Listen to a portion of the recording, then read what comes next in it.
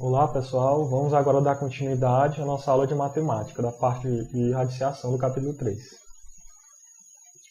Vamos ver hoje as propriedades dos radicais. A primeira propriedade diz o seguinte,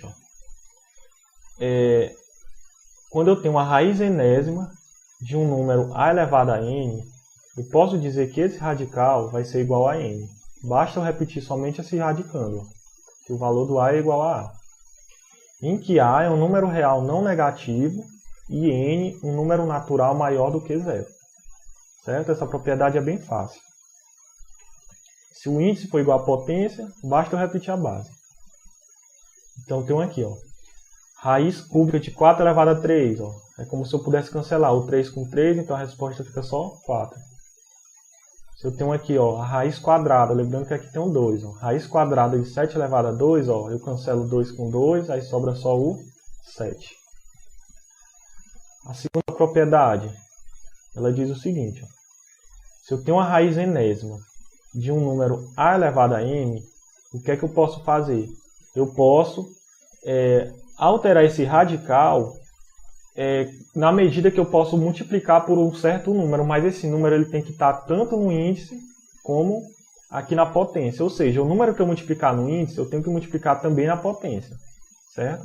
Para essa igualdade ficar mantida. Mesma coisa com a divisão.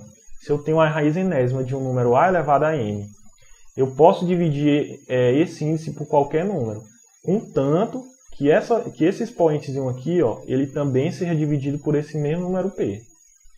Certo? Então tem aqui, em que a é um número real não negativo e n e p são números naturais diferentes de zero. E se n for menor ou igual a zero, o a deve ser diferente de zero. Então vamos aqui para dois exemplos. O primeiro, eu tenho aqui a raiz cúbica de 6 elevado a 2. Eu estou dizendo que essa igualdade desses radicais, isso é verdade. Por que isso é verdade? Se vocês prestarem atenção, o 3, ele virou 6, né? Mas para o 3 virar o 6, eu multipliquei por quanto? Por 2, não foi isso? Então, já que eu multipliquei por 2, esse expoentezinho ele também tem que ser multiplicado por 2. Então está aqui, é como se esse valor do P ele fosse 2. Então está aqui, essa igualdade ela se mantém. Mesma coisa se fosse o processo inverso, se eu estivesse voltando. Eu tenho aqui raiz nona de 5 elevado a 12. Aí eu estou dizendo que esse radical é igual a esse. Vamos ver se é verdade mesmo. Do 9 para o 3, o que foi que eu fiz? Eu dividi por 3, né? Então, 12 dividido por 3 vai ser igual a 4. Então quer dizer que essa igualdade é verdadeira. Vamos agora para a terceira propriedade. Ela diz o seguinte. Se eu tenho a raiz enésima com a multiplicação de dois números, eu posso, como se eu estivesse separando eles em duas partes, em dois radicais diferentes. Só que esses radicais eles têm que manter o mesmo índice n. Só que essa parte do radicando elas vão ficar separadas, vão ficar em radicais diferentes. Então tenho aqui, ficou raiz enésima de a multiplicado pela raiz enésima de b. Isso quando eu tenho uma multiplicação. Se eu tiver a divisão, é a mesma coisa. Eu posso dividir ele em duas partes diferentes. Só que o índice tem que ser igual e as bases vão ficar separadas. Aí aqui é a mesma coisa dessa divisão, só que é outro tipo de notação. Ou você coloca na forma de fração, ou você coloca usando esse sinal da divisão. Então, raiz enésima de a dividido por b é igual a raiz enésima de a dividido pela raiz enésima de b. Em que a e b são números reais não negativos, com b diferente de zero, e n é um número natural maior do que zero. Vamos ver uns exemplos agora. Se eu tenho aqui, a raiz quinta de 2 vezes 3, eu posso separar em dois radicais diferentes. Vai ficar a raiz quinta de 2 multiplicado pela raiz quinta de 3. Mesma coisa com a divisão. Eu tenho aqui a raiz nona de 4 sobre 7, eu coloquei em dois radicais diferentes. Raiz nona de 4 dividido pela raiz nona de 7. Ou então, fazendo essa notação, a mesma coisa. 4 dividido para 7 está aqui, os radicais separados. Vamos agora para a quarta propriedade. Ela diz o seguinte. Eu tenho aqui a raiz enésima com um radical dentro dessa raiz enésima. É como se fosse um radical dentro de outro radical. Esse radical tem um índice n, esse radical tem um índice p. Então, o que é que eu faço quando eu tiver um radical dentro de outro radical? Eu simplesmente multiplico os índices dele. Ó, e o radicando ele se conserva. Então, em que A é um número real não negativo e N e P são números naturais maiores do que 0. Aqui eu tenho um exemplo. A raiz quinta dentro de uma raiz cúbica e o radicando é o 4. Então, o que é que eu faço? Ó, multiplico 3 vezes 5, que é igual a 15. Então, vai ficar a raiz com índice 15, né? E o radicando 4.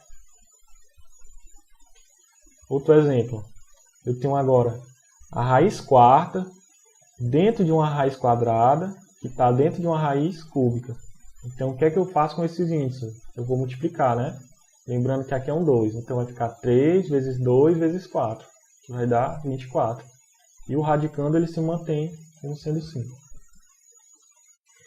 Vamos ver agora essa parte de simplificação de radicais. Em alguns casos, quando não é possível calcular a raiz exata de um número, podemos escrevê-la de maneira simplificada.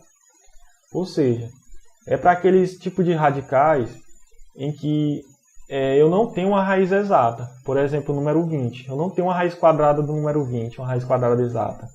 Então, não dá para descobrir a raiz exata, mas dá para simplificar esse radical. E isso é que a gente vai aprender agora. Ó, o que é que a gente vai fazer? A gente vai pegar esse 20 e vai decompor ele. A gente coloca o 20, aí dividido por 2, vai dar 10. Dividido por 2, vai dar 5. Só que não dá para dividir por 2, não dá para dividir por 3. Então eu vou dividir agora só pelo 5. Aí que dá 1. Aí se vocês observarem, ó, esse 2, ele está repetindo, né? E o 5 ficou sozinho. Então esse 2 que está repetindo, eu vou colocar ele sendo 2 elevado a 2. E eu vou colocar bem aqui, ó, dentro desse radical. Ficou aqui, ó, 2 elevado a 2 multiplicado por 5. Aí, usando aquela propriedade que a gente viu, o que é que a gente tem aqui? A gente pode separar isso daqui em dois radicais diferentes, né? Então, vai ficar o quê? Raiz quadrada de 2 elevado a 2 multiplicado pela raiz quadrada de 5, né? Conservando o índice 2 aqui do radical inicial. Aí, bem aqui também a gente pode usar outra propriedade. Aquela primeira propriedade que a gente viu, ó, que aqui quando tem 2 é aqui 2. O que é que eu posso fazer com isso? Eu posso cancelar esse 2 aqui com esse, né? O 2 do índice com o 2 do expoente. Aí vai sobrar somente esse 2 do radicando. Então, como é que vai ficar a resposta? 2 multiplicado pela raiz de 5. Essa raiz de 5 não dá para mexer nela, né? Então, aqui, ó, é a forma simplificada da raiz de 20. Certo?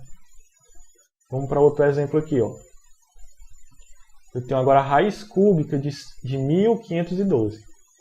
Então, o que é que a gente faz? A mesma coisa, a gente decompõe ele. Ó.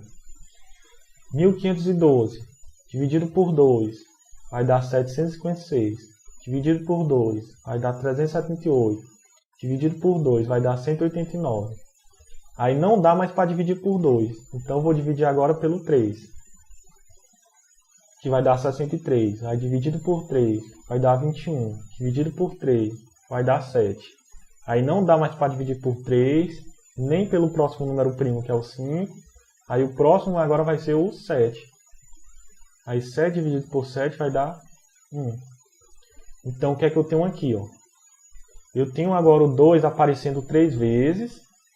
E tenho... Aí eu coloquei aqui 2 elevado a 3. E tenho também esse 3 aqui, ó, aparecendo 3 vezes. E esse 7 ele ficou sozinho. Então o que é que eu faço? Eu pego aqui. Eu pego esses 3 2 aqui, coloco 2 elevado a 3. Pego esses 3 3 aqui, coloco 3 elevado a 3. E o 7 que apareceu sozinho. Aí agora eu vou separar. Coloquei aqui, ó. Esse radicando, coloquei aqui 2 elevado a 3. Mesma coisa com esse, ó. E o 7 que ficou sozinho. Separei em 3 radicandos diferentes, só que mantendo o mesmo índice. Aí aqui eu uso aquela primeira propriedade. Ó. O 3 cancela com 3, vai sobrar só o 2. Esse 3 cancela com esse 3, vai sobrar só o 3. E esse radical aqui eu conservo ele. Então ficou aí, ó. 2 vezes 3 vezes raiz cúbica de 7. Aí multiplicando, fica 6 multiplicado pela raiz cúbica de 7. E é isso, pessoal.